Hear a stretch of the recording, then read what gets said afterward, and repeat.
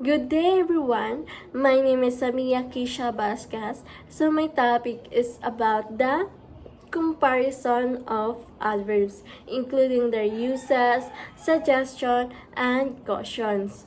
So just like what said Mir last meeting, that adverbs are words that modify verbs, adjectives, or other adverbs, or even a whole sentences. So they answer questions like how, when, where, or to what extent. So, the learning objectives of this topic is we're going to tackle all about the degree of comparison. The second one is how we're going to use or to form of comparative adverbs. The third one is the uses. The fourth one or the last one is the suggestion and caution. So, let's talk about the first or the part one of this lesson is the degree of comparison. Adverbs like adjectives can be compared. So there are 3 degrees of comparison, which is the first one is the positive, the second one is comparative, the third one is superlative. I think familiar na mo ani kay na-mention na ni siya last reporting or reporter ni Molig, which is the comparison of adjectives. So let's have the first one, the positive. So positive simply describe the action which is only one regard siya. So for example, she runs fast. This is positive because it only describe her action, which is wala kay compare sa usa ka action. Just like what I said, ang positive degree simply describe the action. So another example, Lino came quickly, which is positive also because it just tell us how Lino came. Now, let's have the second degree, which is the comparative. Kanabitang duha ka action gi-compare nimo. Kung sa positive usara to, however, diri sa comparative is duha na ka action.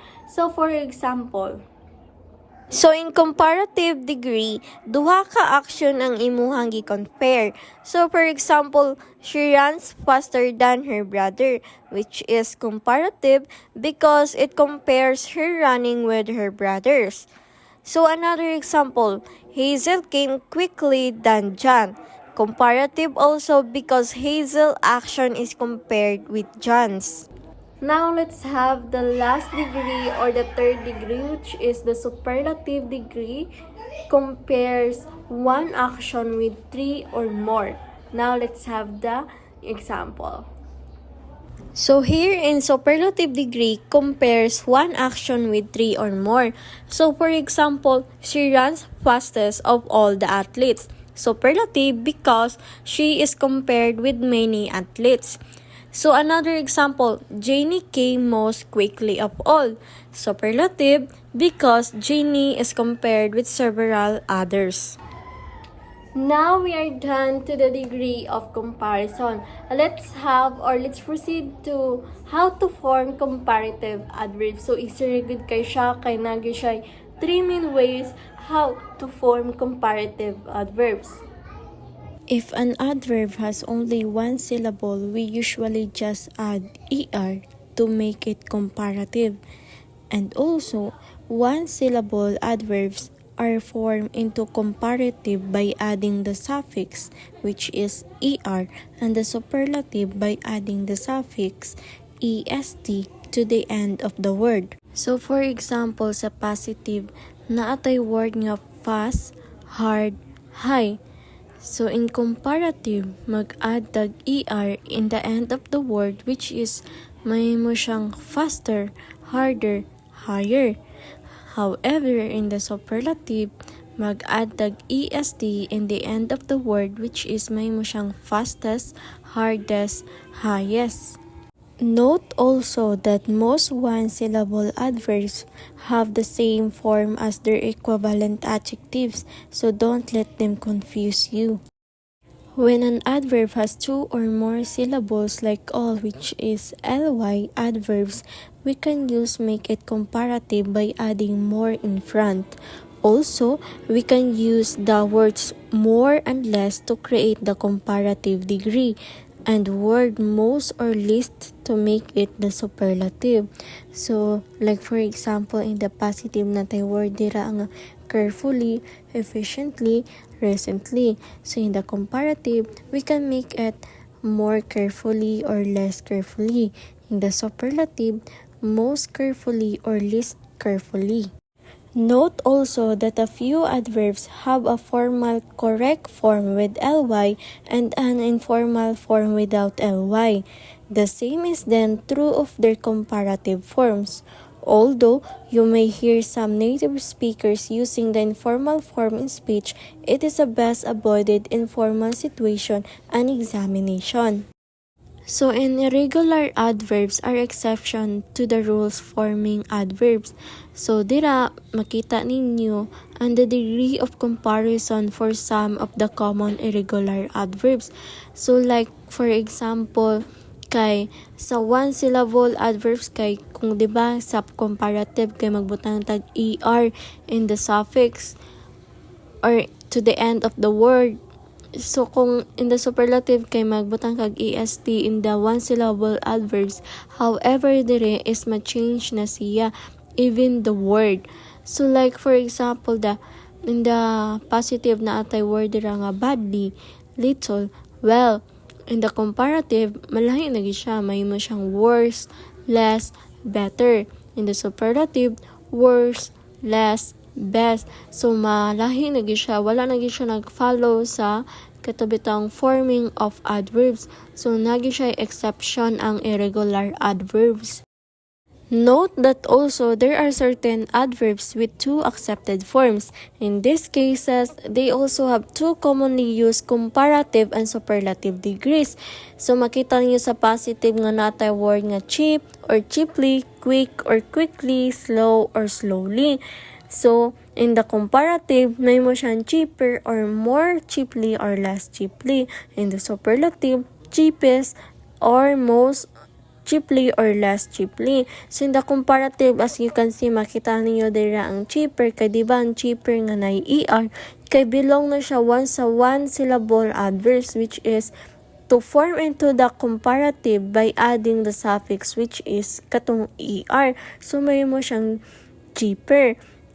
In the comparative naman sa two syllable, which is katong nag-end, basta ang word kay mag-end og ly, may mo na siya, pwede nimo siya adan og more or less nga word. So may mo siyang more cheaply or less cheaply. In the superlative, kay diba sa one syllables kay by adding the suffix of kanabitang est to the end of the word para maka-form kag superlative. So may mo siyang cheapest.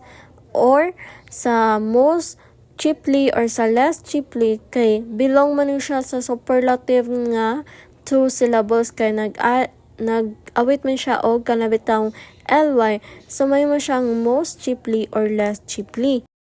So now, let's proceed to the uses of the comparative adverbs. So comparative adverbs are used to, first, show differences between two actions. So, ang comparative adverbs highlight how one action is performed differently from one another. So, just like what I've said, ang comparative, kay duha ra gyud na ka-action ang imuhang gi-compare. So, like for example, dira kay, she runs faster than her brother, meaning gipakita dira ang differences in speed between two people. So, and the second one is emphasize improvement or decline. So, in the comparative adverbs can show progress or worsening in performance or behavior, meaning mapakita niya ang progress or ang worsening sa usa ka performance or sa usa ka behavior. So, for example, he studies harder this semester than last semester.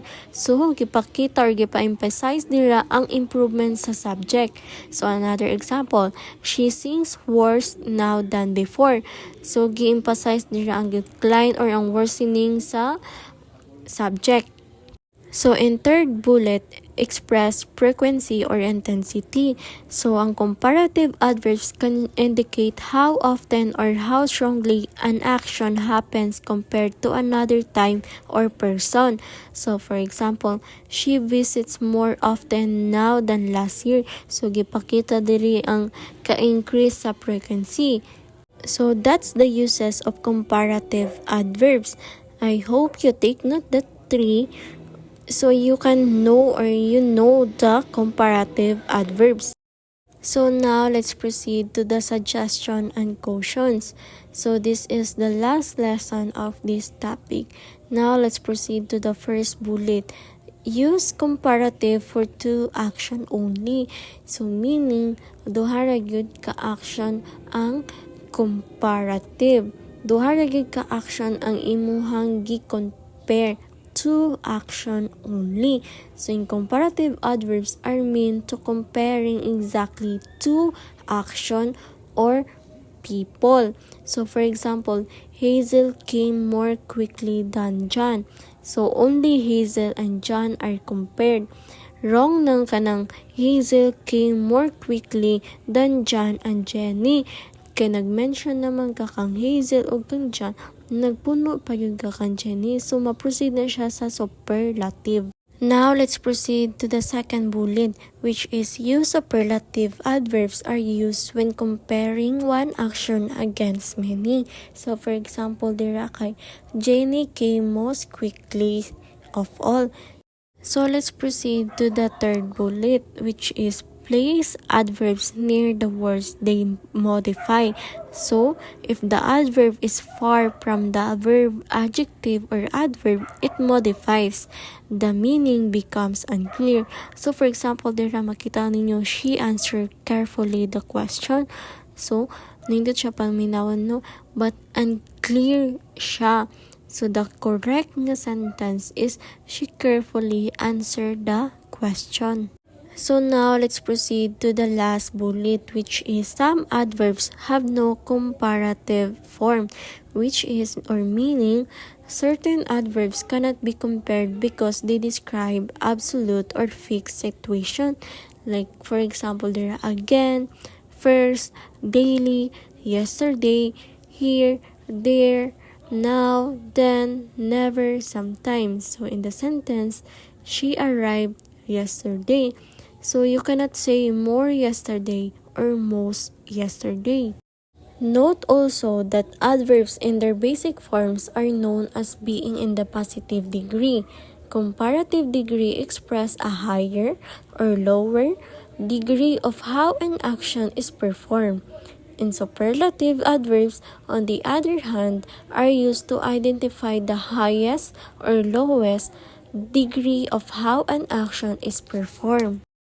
Also, take note that comparison adverbs have a comparative form used to compare two action or qualities. Most adverbs form the comparative by adding more before the adverb.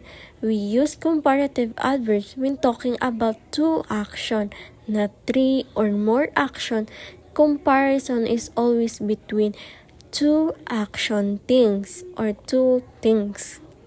So that's all about the comparison of adverbs. Thank you.